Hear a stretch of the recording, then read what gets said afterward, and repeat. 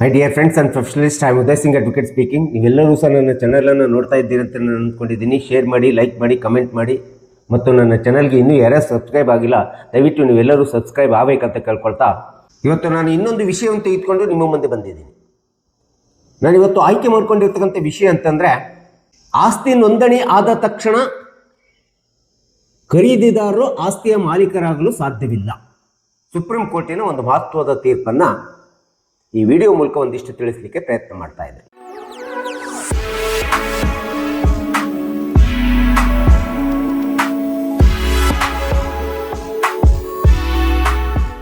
ಯಾವುದೇ ಒಂದು ಆಸ್ತಿಯನ್ನ ಸೇಲ್ ಡೀಡ್ ಮೂಲಕ ಒಬ್ಬ ಮಾರಾಟಗಾರ ಮಾರ್ತಾನೆ, ಖರೀದಿದಾರ ಆ ಆಸ್ತಿಯನ್ನು ಕೊಂಡ್ಕೊಳ್ತಾನೆ. ಆ ಸೇಲ್ ಡೀಡನ್ನು ಸಬ್ ರಿಜಿಸ್ಟರ್ ಆಫೀಸ್ನಲ್ಲಿ ನೋಂದಣಿ ಮಾಡಿಸ್ತಾರೆ. ಹೀಗೆ ನೋಂದಣಿ ಆದ ತಕ್ಷಣ ಆ ಒಂದು ಖರೀದಿಸಿದಂಥ ಆಸ್ತಿಗೆ ಖರೀದಿದಾರ ಮಾಲೀಕನಾಗಲಿಕ್ಕೆ ಸಾಧ್ಯವಿಲ್ಲ ಎಂಬತಕ್ಕಂಥದ್ದನ್ನು ಸರ್ವೋಚ್ಚ ನ್ಯಾಯಾಲಯ ಒಂದು ತೀರ್ಪನ್ನು ಹೇಳಿದೆ. ಯಾಕೆಂದರೆ ಸೇಲ್ ಡೀಡ್ ಮೂಲಕ ಸಬ್ ರಿಜಿಸ್ಟರ್ ಆಫೀಸ್ನಲ್ಲಿ ರಿಜಿಸ್ಟ್ರೇಷನ್ ಮಾಡಿಸ್ತಕ್ಕಂಥದ್ದು ಒಂದು ಕಾನೂನುಬದ್ಧ ವ್ಯವಹಾರಗಳ ಟ್ರಾನ್ಸಾಕ್ಷನ್ ಆಗಿದೆ ಎಂಬತಕ್ಕಂಥದ್ದನ್ನು ತಿಳಿಸ್ಲಿಕ್ಕೆ ಇರ್ತಕ್ಕಂಥ ಒಂದು ದಾಖಲೆ ಆಗ್ತದೆ. ಅಷ್ಟೇ ಅಲ್ಲದೆ ಆಸ್ತಿ ವ್ಯವಹಾರಗಳಲ್ಲಿ ಟ್ರಾನ್ಸಾಕ್ಷನ್ ಅಲ್ಲಿ ಅತಿ ಪ್ರಮುಖವಾದಂಥ ಬದಲಾವಣೆಯನ್ನು ತರಬೇಕೆಂಬತಕ್ಕಂಥ ಹಿನ್ನೆಲೆಯನ್ನು ಇಟ್ಕೊಂಡು ಸರ್ವೋಚ್ಚ ನ್ಯಾಯಾಲಯ ಈ ತೀರ್ಪನ್ನು ಕೊಟ್ಟಿರ್ತಕ್ಕಂಥದ್ದು ನಾವು ನೋಡ್ತಾ ಇದ್ದೀವಿ. ಸೊ ಇದ್ರ ಪ್ರಕಾರ ನೋಡ್ತಾ ಹೋದ್ರೆ ನೋಂದಣಿ ಎಂಬತಕ್ಕಂಥ ಒಂದು ಕಾನೂನುಬದ್ಧವಾಗಿರ್ತಕ್ಕಂಥ ದಾಖಲೆ ಅಷ್ಟೇ ಎಂಬತಕ್ಕಂಥದ್ದನ್ನು ನಾವಿಲ್ಲಿ ಕಾಣಬೇಕಾಗುತ್ತೆ. ಯಾವುದೇ ಒಬ್ಬ ವ್ಯಕ್ತಿಯಿಂದ ಆಸ್ತಿಯನ್ನು ಖರೀದಿಸಿದಂಥ ಸಂದರ್ಭದಲ್ಲಿ ಅವನು ಏನು ತಾನು ಮಾರಾಟದ ಸೇಲ್ ಡೀಡನ್ನು ರಿಜಿಸ್ಟ್ರೇಷನ್ ಮಾಡಿಸ್ಕೊಡ್ತಾನೆ. ಈ ರೀತಿ ರಿಜಿಸ್ಟ್ರೇಷನ್ ಆಗುತ್ತಕ್ಕಂಥದ್ದು ಇಬ್ಬರ ನಡುವೆ, ಮಾರಾಟಗಾರ ಮತ್ತು ಖರೀದಿದಾರರ ನಡುವೆ ವ್ಯವಹಾರ ನಡೆದಿದೆ ಎಂಬತಕ್ಕಂಥದ್ದು ಸಾಕ್ಷಿಯ ದಾಖಲೆಯಾಗಿ ರಿಜಿಸ್ಟರ್ಡ್ ಸೇಲ್ ಡೀಡ್ ಉಳಿತದೆ ಅಂತ ಹೇಳ್ತಾರೆ.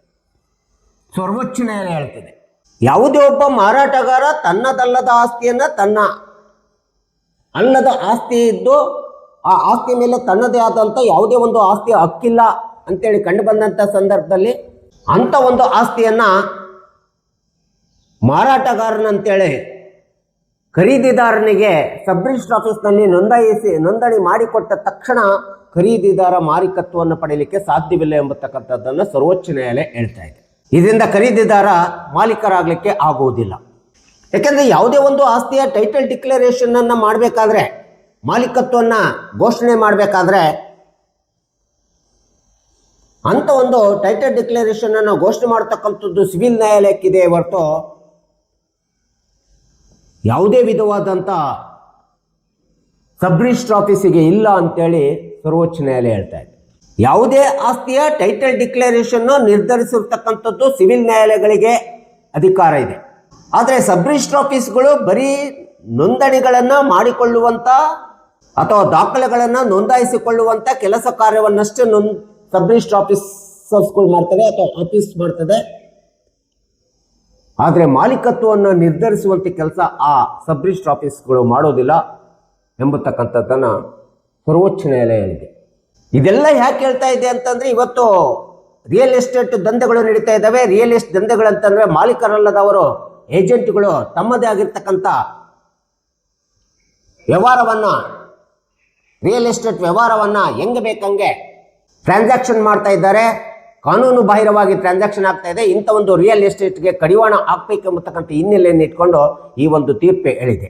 ಇನ್ನು ಕಂದಾಯ ದಾಖಲೆಗಳಾಗಿರ್ತಕ್ಕಂಥ ROR ಇರ್ಬೋದು, RTC ಇರ್ಬೋದು, ಖಾತೆಗಳಿರ್ಬೋದು, ಇವೆಲ್ಲವುಗಳು ಸಹಜವಾಗಿ ನಾವು ಕಂದಾಯ ಇಲಾಖೆ ಒಳಗಡೆ ನಮ್ಮದೇ ಆಗಿರ್ತಕ್ಕಂಥ ಆಸ್ತಿಗೆ ತೆರಿಗೆಯನ್ನು ಕಟ್ಟಲಿಕ್ಕೆ ಮತ್ತು ಆಡಳಿತಾತ್ಮಕವಾಗಿರ್ತಕ್ಕಂಥ ಉದ್ದೇಶಗಳನ್ನು ಈಡೇರಿಸಿಕೊಳ್ಳಲಿಕ್ಕೆ ಇರ್ತಕ್ಕಂಥ ಕಾನೂನುಬದ್ಧ ಅನುಕೂಲತೆಗಳೇ ಹೊರತು, ಆದರೆ ಆಸ್ತಿಯ ಮೇಲೆ ಹಕ್ಕನ್ನು ಸಾಬೀತುಪಡಿಸಲಿಕ್ಕೆ ಇವೆಲ್ಲವೂ ಸಹ ಕಾರಣ ಆಗೋದಿಲ್ಲ ಅಂತ ಹೇಳ್ಬಿಟ್ಟು ಸುಪ್ರೀಂ ಕೋರ್ಟ್ ಹೇಳ್ತಾ ಇದೆ.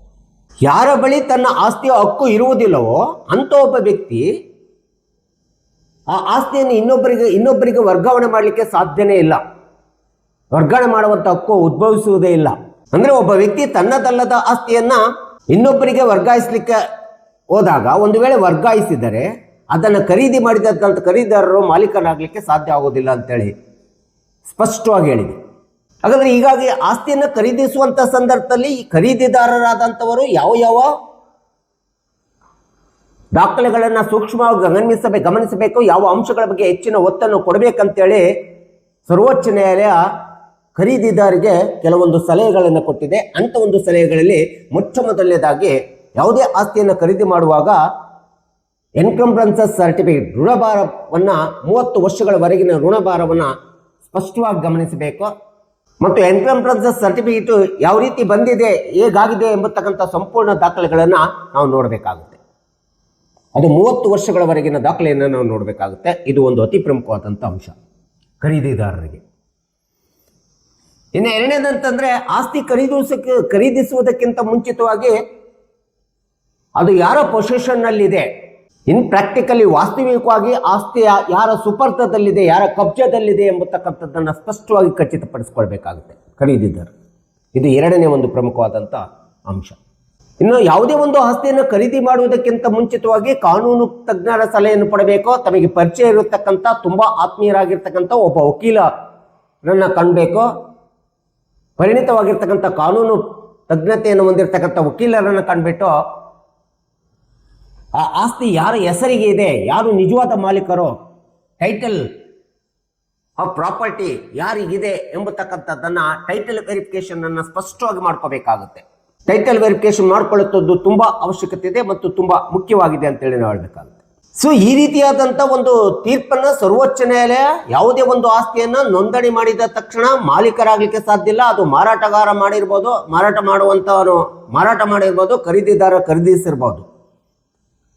ಈ ರೀತಿ ಸಬ್ ರಿಜಿಸ್ಟರ್ ಆಫೀಸ್ನಲ್ಲಿ ನಾನು ಆಸ್ತಿಯನ್ನು ಖರೀದಿ ಮಾಡ್ಕೊಂಡಿದ್ದೀನಿ, ನನ್ನ ಆಸ್ತಿ ಸಬ್ ರಿಜಿಸ್ಟರ್ ಆಫೀಸ್ನಲ್ಲಿ ನೋಂದಣಿ ಆಗಿದೆ ಅಂದ ತಕ್ಷಣ ನಾನು ಮಾಲೀಕನಾಗ್ತೀನಿ ಅಂದ್ಕೊಳ್ಳಿಕ್ಕೆ ಸಾಧ್ಯವಿಲ್ಲ ಎಂಬತಕ್ಕಂಥ ತೀರ್ಪನ್ನು ಸರ್ವೋಚ್ಚ ನ್ಯಾಯಾಲಯ ಯಾಕೆ ಹೇಳಿದೆ ಅಂತಂದ್ರೆ, ಇವತ್ತಿನ ದಿನಗಳಲ್ಲಿ ನಡೆಯತಕ್ಕಂಥ ರಿಯಲ್ ಎಸ್ಟೇಟ್ ದಂಧೆ ಏನಿದೆಯಲ್ಲ, ಆ ರಿಯಲ್ ಎಸ್ಟೇಟ್ ದಂಧೆಗೆ ಕಡಿವಾಣ ಹಾಕಬೇಕು ಮತ್ತು ಆ ರಿಯಲ್ ಎಸ್ಟೇಟ್ ಏಜೆಂಟ್ಗಳ ವ್ಯವಹಾರವನ್ನ ಒಂದಿಷ್ಟು ಪಾರದರ್ಶಕತೆಯಿಂದ ಇರಬೇಕು, ಉತ್ಕೃಷ್ಟವಾದಂಥ ಉದ್ದೇಶವನ್ನು ಹೊಂದಿರಬೇಕು.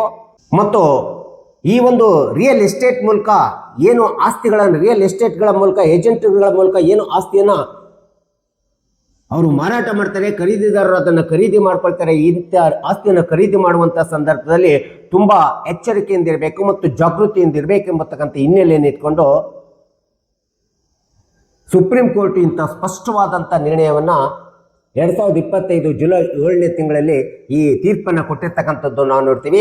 ಈ ಕೇಸ್ ರೆಫರೆನ್ಸಿನ ಹೆಸರನ್ನು ನಾನು ಹೇಳಲಿಕ್ಕೆ ಇಷ್ಟಪಡ್ತಾ ಇದ್ದೇನೆ. Manoor Fatima Imran versus Visvesvaraya infrastructure limited. ಈ ಒಂದು ಕೇಸ್ ರೆಫರೆನ್ಸ್ ಈ ಕೇಸಿನ ರೆಫರೆನ್ಸ್ನಲ್ಲಿ ಈ ತೀರ್ಪನ್ನು ಬಂದಿರತಕ್ಕಂಥದ್ದನ್ನು ನಾವು ನೋಡ್ತಾ ಇದ್ವಿ. ಹೀಗಾಗಿ ಪಕ್ಷಕಾರರು, ಸಾರ್ವಜನಿಕರು, ಮಾರಾಟಗಾರರು ಮತ್ತು ಖರೀದಿದಾರರು ಎಲ್ಲರೂ ಸಹ ಯಾವುದೇ ಒಂದು ಆಸ್ತಿಯನ್ನು ಖರೀದಿ ಮಾಡಬೇಕಾದ್ರೆ ಆ ಖರೀದಿ ಮಾಡಿ ರಿಜಿಸ್ಟ್ರೇಷನ್ ಆಯಿತು ಅಂದ ತಕ್ಷಣ ಆಸ್ತಿ ನಮ್ಮದು ಅಂತೇಳಿ ಅಂದ್ಕೊಳ್ಳತಕ್ಕಂಥದ್ದು ತುಂಬ ಕಷ್ಟ ಸಾಧ್ಯವಿದೆ. ಇದನ್ನೆಲ್ಲದನ್ನು ತಿಳ್ಕೊಂಡು ಈ ಎಲ್ಲ ಅಂಶಗಳನ್ನು ಅರ್ಥಕೊಂಡು ಖಚಿತಪಡಿಸ್ಕೊಂಡು ನಾವು ಆಸ್ತಿಯನ್ನು ಖರೀದಿ ಮಾಡಬೇಕೆಂಬಂತೇಳಿ ಈ ಒಂದು ರಿಯಲ್ ಎಸ್ಟೇಟ್ ದಂಧೆಗೆ ಒಂದು ಕಡಿವಾಣ ಹಾಕಬೇಕೆಂಬತಕ್ಕಂಥ ಮಹತ್ತರವಾದಂಥ ಉದ್ದೇಶವನ್ನು ಇಟ್ಕೊಂಡು ಸುಪ್ರೀಂ ಕೋರ್ಟು ಇಂಥ ಮಹತ್ತರವಾದಂಥ ತೀರ್ಪನ್ನು ಕೊಟ್ಟಿರ್ತಕ್ಕಂಥದ್ದು ನಾವು ನೀವುಗಳೆಲ್ಲರೂ ಪಕ್ಷಕಾರರು, ಸಾರ್ವಜನಿಕರು ಎಲ್ಲರೂ ತಿಳಿದುಕೋಬೇಕೆಂಬತಕ್ಕಂಥ ಹಿನ್ನೆಲೆಯಿಂದ ಈ ವಿಡಿಯೋನ ನಾನು ಹೇಳಿದ್ದೀನಿ. ದಯವಿಟ್ಟು ನನ್ನ ವಿಡಿಯೋ ಇಷ್ಟ ಆಗಿದ್ದರೆ ಶೇರ್ ಮಾಡಿ, ಲೈಕ್ ಮಾಡಿ, ಕಮೆಂಟ್ ಮಾಡಿ ಮತ್ತು ನನ್ನ ಚಾನಲ್ಗೆ ಇನ್ನೂ ಯಾರೇ ಸಬ್ಸ್ಕ್ರೈಬ್ ಆಗಿಲ್ಲ ನೀವೆಲ್ಲರೂ ಸಬ್ಸ್ಕ್ರೈಬ್ ಆಗಬೇಕಂತ ಕೇಳ್ಕೊಳ್ತಾ ಇವತ್ತಿನ ವಿಷಯಕ್ಕೆ ವಿರಾಮವನ್ನು ಹೇಳ್ತೀನಿ. ನಾನು ಇನ್ನೊಂದು ವಿಷಯವನ್ನು ತೆಗೆದುಕೊಂಡು ನಿಮ್ಮ ಮುಂದೆ ಬರ್ತೀನಿ. ಜೈ ಹಿಂದ್, ಜೈ ಕರ್ನಾಟಕ.